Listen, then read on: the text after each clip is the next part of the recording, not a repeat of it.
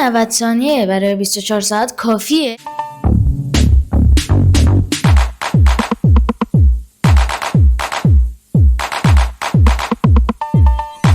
هی شوکس فن ها، خوش اومدید به یه ویدیو جدید. تو این ویدیو قراره که ببینیم که آیا 90 ثانیه همونجوری که گفتم برای 24 ساعت 3 وعده شام، صبحونه و نهار کافیه یا نه. قراره بریم یا پرستار توی 1 دقیقه و نیم هر چی میتونم بخرم که اون 3 وعده رو باهاش بخورم. حالا میریم در ادامه میبینیم. بدرود. خب همونجور که توی همین یه ذره پیش که شما دیدید گفتم الان کاس خورده. قراره 1 دقیقه و نیم لطفاً بگیر. آره سخت فوکوس میکنه دیگه. حالا 1 دقیقه و نیمه. 1 دقیقه و 30 ثانیه فرصت دارم برای شام و نهار چیز بخرم، هرچی. ببخشید برای شام، صبحانه و نهار چیز بخرم، یعنی هر وعده 30 ثانیه وقت دارم. هر وقت گفتن صبر کن بشناسم. خب اینجا خیلی چیزا هست. 1 2 3.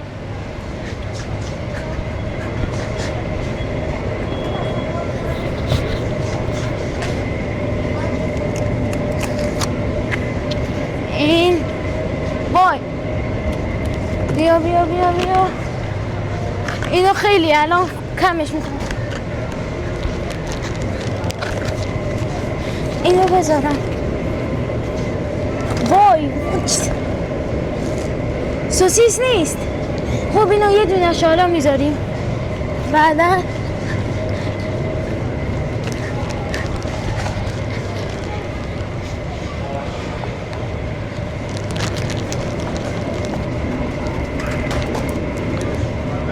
کیک. وای چی بخرم چی بخرم.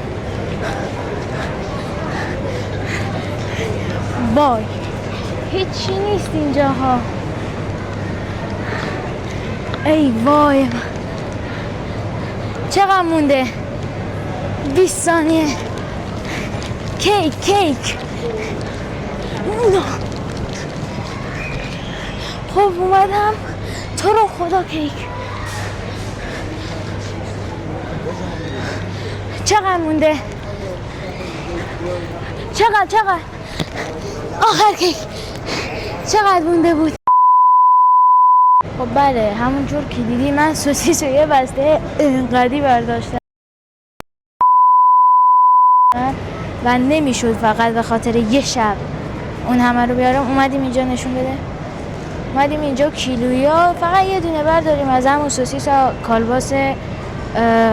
کالباس هم برداریم دیگه. خب برگشتیم از ایران مال. اومدیم خریدایی که من انجام دادم حالا جلوتر برای وعده‌های بعد میبینید.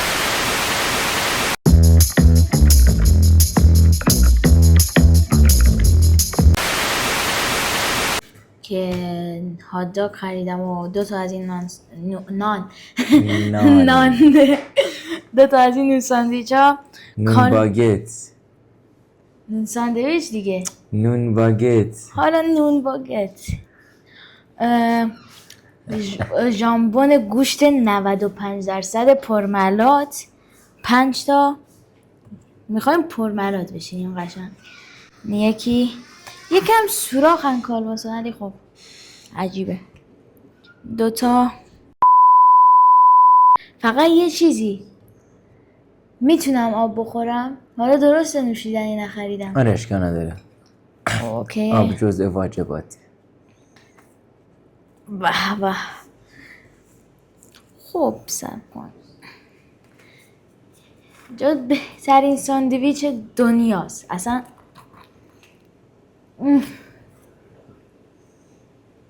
تو این ویدیو قشنگ میبینیم 1 دقیقه برای 24 ساعت کاملا کافیه. کاملا اصلا هیچ مشکلی نداری. فقط یکم بس مایعته ولی رخ کارو ببین تو.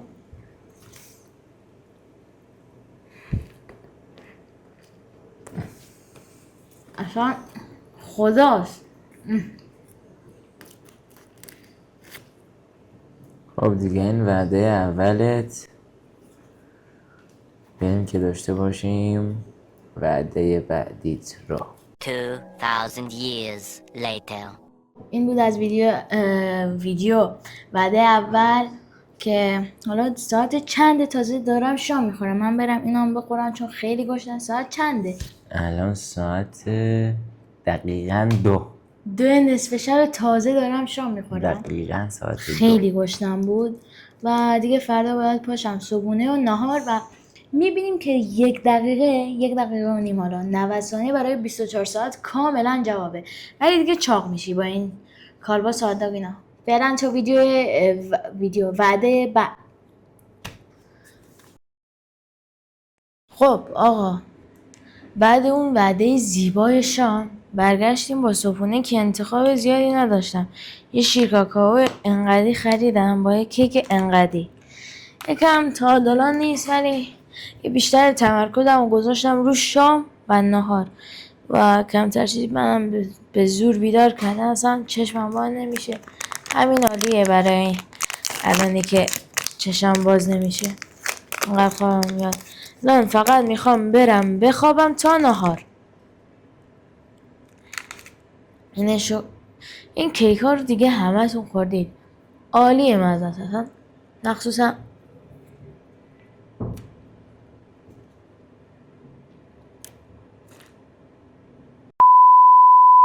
و یه چیزی هم قابل ذکره که بگم. من واسه نهار اون هاتداگ که خریدم روغن نخریدم، پس روغن استفاده نمی کنم. سوسیس یا هاتداگ همینجوری خام میکنی چون نون ساندویچ یا نون باگت میخوری. تموم. به این سادگی. ما تقلب در کارمون نیست. من اینو بخورم تا نهار. خب برگشتیم با نهار. جایم در کنار ماما، یادم رفت درست کنم. خب جایم با سوسیس یا همون هاتداگ با نون باگت. روغن و اینا نداریم. اینو از توی سلفون. بله چون دیگه نشون دادیم 6 تا بود عوض کردیم اینا. اینو عوض کنم میام. خب بله سوسیس هم باز کردیم یا اون هاتداگ. اصلا چقدر خوبه. بله فقط این برای نون یکم کوچیکه ولی دیگه حالا میسازونیم. همینجوری میذاریم توش میبندیم. شرط میبندم اولین نفری هم که داره اینو امتحان میکنه. ای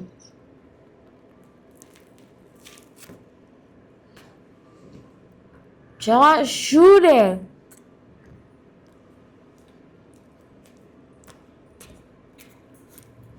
ولی انصافا بدمزه نیست. خیلی باحاله. یه حس باحالی داره. داری سوسیس خام میخوری مثلا. خوبه. اگه مثل من گشنتون باشه و هر چیزی بخورین راحت این هم میشه خورد.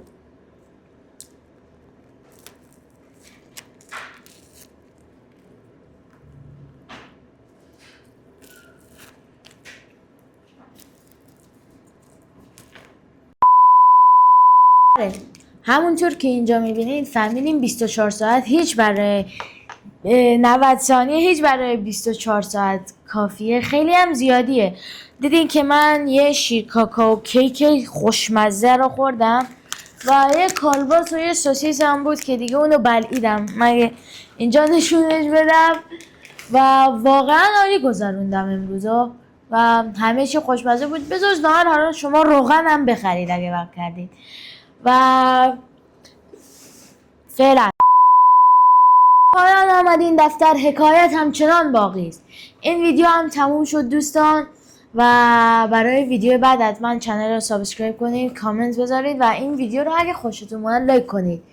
تا ویدیو دیگر بدرود. اگر هم ایده ای داشتید که بخواید من ویدیوش کنم، هر ایده ای باشه مهم نیست. حالا ننویسین مثلا برو از باره یه برج خودتو بنداز. نه، اگه یه ایده ای دارید که میخواید اجراش کنم حتما بگید. من حتما اجراش میکنم.